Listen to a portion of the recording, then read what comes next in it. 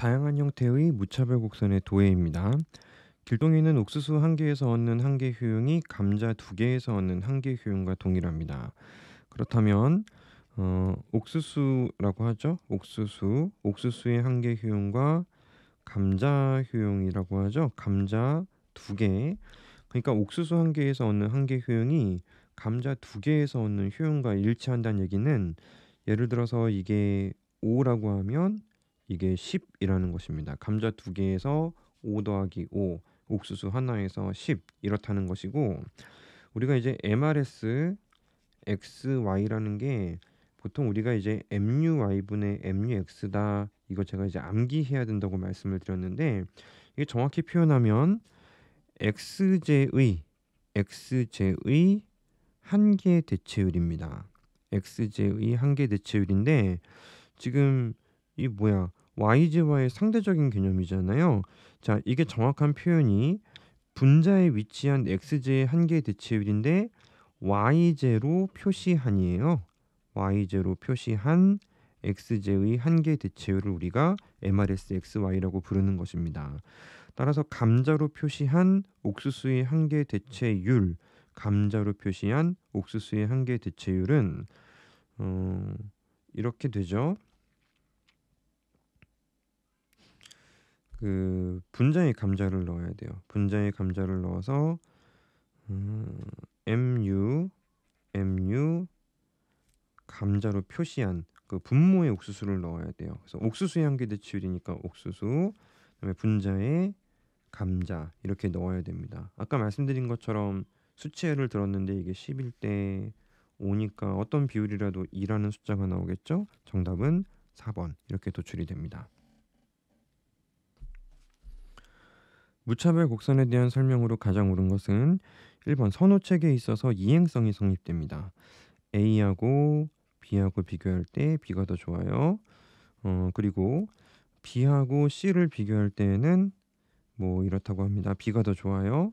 그렇다면 이건 비교가 필요 없다는 거죠. 이제 A하고 C하고 비교할 때 A가 무조건 커야 되는데, 여기 XY 평면에서 무차별 곡선이 만약에 교차한다, 두 개가 이제 교차하는 게 한 사람의 무차별 곡선이 된다는 얘기는, 봐봐요.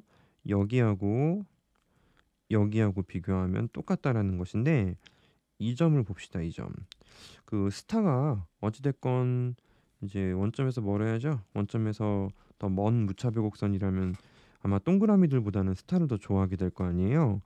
근데 공교롭게도 이 동그라미 점이 무차별 곡선이 교차한다면 여기하고도 효용이 똑같은 거예요. 모순이죠. 따라서 이 스타라는 점이 동그라미보다 좋아야 되는데 이거랑 또 따지니까 오히려 안 좋아지는 상황이 된다면 이제 이행성 성립 안 됩니다. 따라서 이제 기본적으로 무차별 곡선은 기본적으로 교차가 안 돼요. 교차할 수 없다 해야 되는 것입니다. 2번 두 재화가 완전 대체제인 경우 무차별 곡선은 원점에 대해 오목하다. 나중에는 너무 쉬워서 생각을 안 하시게 됩니다. 완전 대체가 가능한 경우에 인디퍼런스 커브의 모양은 직선이에요. 언제라도 x를 주면 y로 완전 대체 가능하고, 언제 어떤 경우라도 그 길이의 비율이 일정한 형태를 우리는 완전 대체제라고 부르고 있습니다. 그래서 이제 틀렸죠? 뭐 오목하다라고 판단을 하시면 안 되겠죠. 3번 무차별 곡선이 원점에 대해 볼록하게 생겼다는 건 한계 대체율 체감의 법칙이 성립한다는 것을 의미합니다. XY 평면에서 무차별 곡선이 원점에 대해서 볼록하다면 내가 X를 주는 대가로 Y를 받아오겠어. 잘 안 보입니까? X를 주는 대가로 Y를 받아오겠어. X를 주는 대가로 이제는 Y를 더 많이 받아와야 똑같은 효용이야. 원점에 대해서 볼록하다면 여기 접선의 기울기를 우리는 한계 대치율이라고 부르고 있는데, 오른쪽으로 가면 갈수록 이제 점점 더 기울기가 완만해집니다. 그래서 이제 MRS라는 개념은 이미 부호 자체가 음수를 가지고 있어요.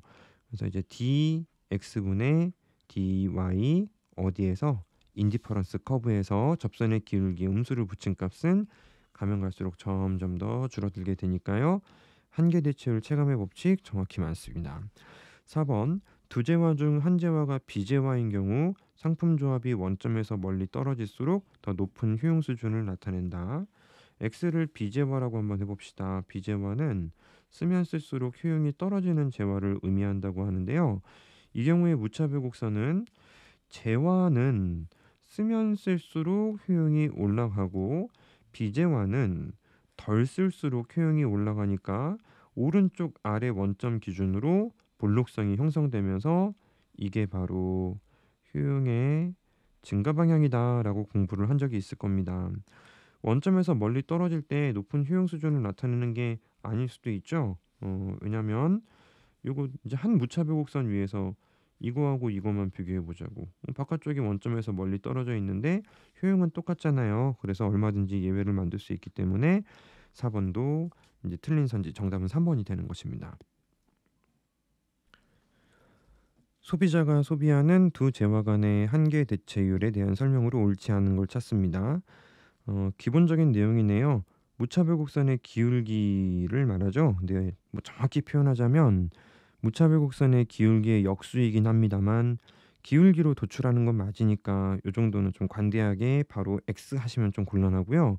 엄밀히 말하면 한계 대체율 MRSXY는 마이너스 dx분의 dy입니다. 인디퍼런스 커브에서. 하지만 여기서 도출하는 게 맞으니까 바로 X라고 볼 수는 없다. 2번 선호체계가 일관적인 소비자의 한계 대체율은 일정하다. 이 굉장히 좀 오해할 수 있는 표현인데요. 우리가 이제 콥 더글라스 형태의 효용 함수를 u는 x 곱하기 y 또는 더 많이 보시게 되는 게 합쳐서 지수가 1인 경우 0.5승, y의 0.5승 이런 경우를 또 많이 볼 텐데요. 여기 대입해서 x, y 상품 묶음을 더 좋은 쪽을 선택하겠다라는 게 이 함수가 바뀌지 않는 이상 이건 이제 일관적인 거예요. 근데 이거는 원점에 대해서 볼록한 형태죠. 그러니까 이 한계 대치율이 일정하다는 건 바꿔 말하면 선형이라는 것이거든요. 한계 대치율이 일정하다는 건 XY 평면에서 이렇게 우하향하는 직선이 바로 인디퍼런스 커브이다라는 것인데 이게 일관적이다라는 표현 가지고 혼돈을 주려는 문제였습니다. 따라서 니은이 틀렸고 이게 정답이 되는 것이고요. 3번 두 재화의 상대적인 가치에 대한 소비자의 주관적인 평가를 반영한다. 맞죠? 예, 주관적인 가치, 사람마다 개인적으로 생각하는 것이고요. 어느 점에서 어떤 비율로 쓰는지 여부에 따라 이제 MRS는 다 다른 값을 가질 수 있다. 4번 최적 소비 수준에서 한계 대체율은 두 재화의 상대 가격과 일치한다. 다양한 형태의 무차별 곡선뿐만 아니고 그 뒤에 이어지는 무차별 곡선의 접선의 기울기 MRSXY 주관적인 상대 가치입니다. 그리고 객관적인 상대 가치는 시장에서 교환할 때 적용되는 가격 비율. 자, 이를 보고 우리는 객관적인 상대 가치라고 부르고 있습니다. 양자가 일치할 때 효용 극대화가 만족이 되고요. 곧 이어지는 테마에서 이제 확인할 수 있는 내용입니다. 무차별 곡선에 대한 설명 중 이제 옳은 걸 찾습니다. 가 한계 대체율 체감의 법칙이 성립하면 무차별 곡선은 원점에 대해서 볼록하다. 그렇게 나와야 되겠죠.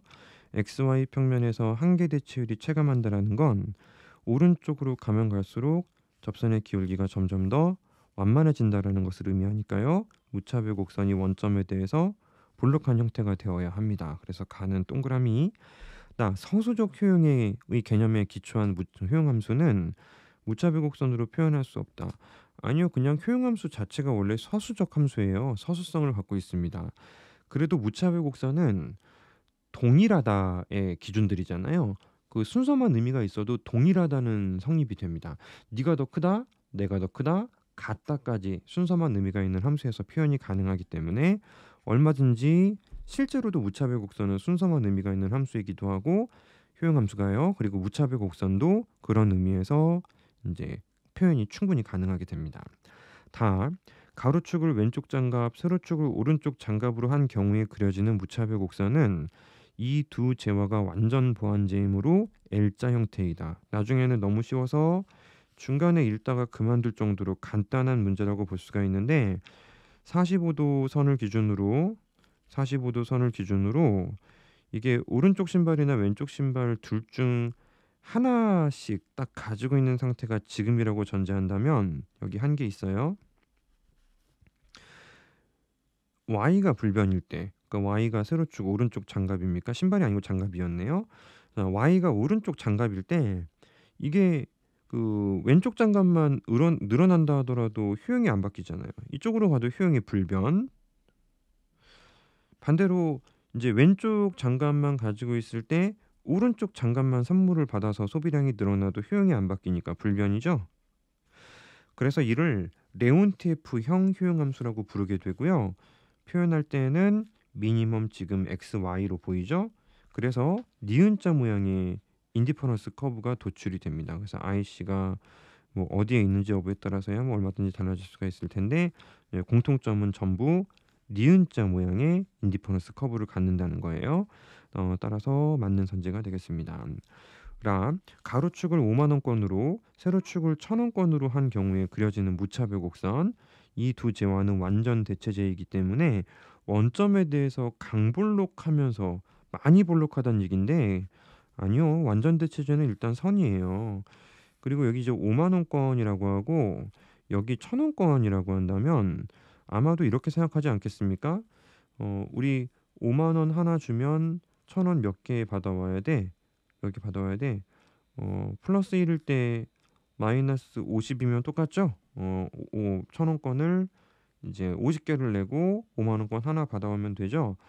그러면 효용이 똑같은데요. 그건 현재 얼마씩 가지고 있는지와 상관없이 모든 영역에서 그 비율은 유지가 될 테니 따라서 이제 무차별 곡선이 선의 형태가 됩니다. 뭐 이렇게 이해를 좀 이제 신기하게 하시는 분들도 있을 수 있어요.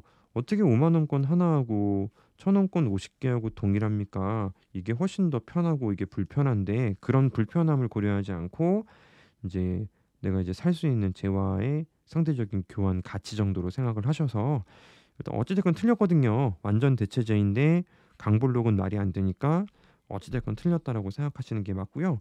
너무 오버해서 상상력을 발휘하시면 오히려 피해를 볼 수 있는 과목이 경제학입니다. 주의해 주세요.